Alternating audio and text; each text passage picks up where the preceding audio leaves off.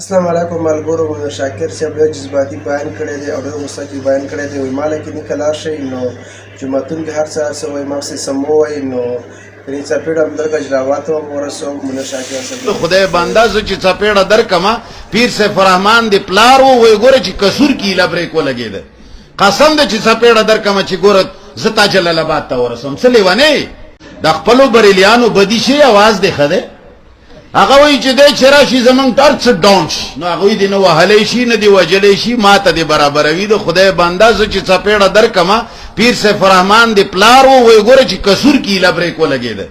قسم ده چې څپېړه درکمه چې ګوره زه تا جلال آباد ته ورسوم. څه لیونې خو غلی کښېنه خپل کار کوه خپلې کوپرې خوره. خدای بنده زه کولی هر څه شمه زما پر امن اوسېدل زما د امن د پاره شور نه اوچتول دا زما بزدلی او زما کمزوري مګڼه. سرکاره تا تم وایم مخالفت تا تم وایم خپل ډنډ کې کورېږه خپل چې څومره منګړتې خبرې دي ټول عمرو کې کله کله په دریاب باندې برجې نماز واچوي او بزرګ پې تیر کړي.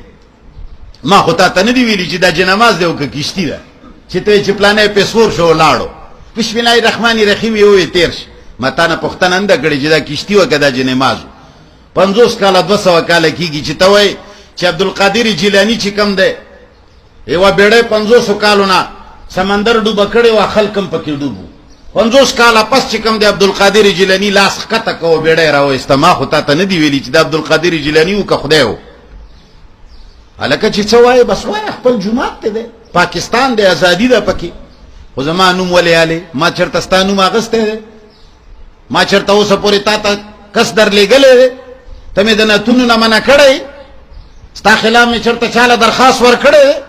زه وکیلان ملګري لرم زه افسران ملګري لرم زه په ادارو کې خلک لرم. د خدای بنده زه داسې سړی نه یم چې زه څه کولی نه شم. زه د غرونو خلک هم ملګري لرم زه د صحراګانو خلک هم ملګري لرم.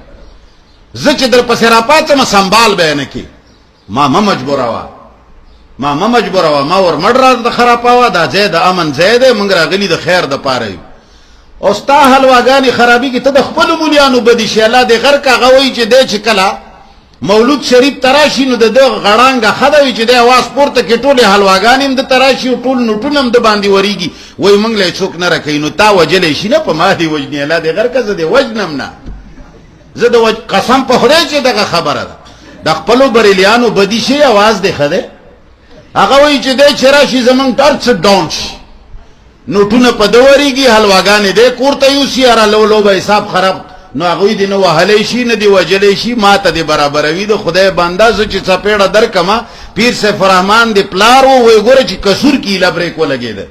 قسم ده چې څپېړه درکمه چې ګوره زه تا جلال آباد ته ورسوم. څه لیونې خو غلی کښېنه خپل کار کوه خپلې کوپرې خوره. خدای بنده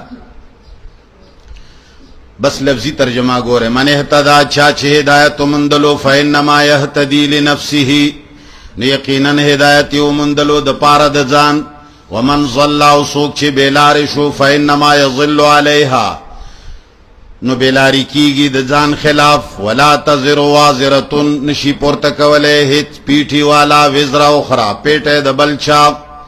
وما كنا معذبین او موږ نه یو عذاب ورکوونکي حتی تر دې نبعثا رسولا چې ولیږو پیغمبر. وصلی الله تعالی علی خیر خلقه محمد و آله و صحبه اجمعین. یا الله د حضر جمع ایمان کامل نصیب کا زمونږ ټولو ګناهونه معاف حاجات شرعیه مو پوره کا. پروردگار عالمه غیر چاپیر اور مړو کې امن او خیر ساته. ربه چې څوک امن خرابوي ته خراب کا. ربه چې څوک شر جوړوي ته د شر نه وغورځوه. ربه چې څوک نجاست او پلیتی خوروي ته تباہ او برباد کا. ربه چې د چا مسله ناحق وي او دی بیا هم په خپله مسله زور ورکوي ربه هلاک و تباه کا.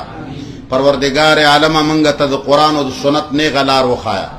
ربه موږ په حق دین روان کا چې په هغې کې نه په تراو جګړه وي او نه په سنتو جګړه وي او نه په دعاګانو جګړه وي چې د هغې ته پیغمبر ویلي وو چې لیلها که نهارها چې شپه یې داسې سپینه رڼا ده لکه چې ورځ یې رڼا ده. ربه موږ ته هغه دین نصیب کا. ربه کم خلک چې زمونږ ملګري دي ملاتړ مو کوي ملګرتیا مو کوي دنیا او آخرت ښایسته کا.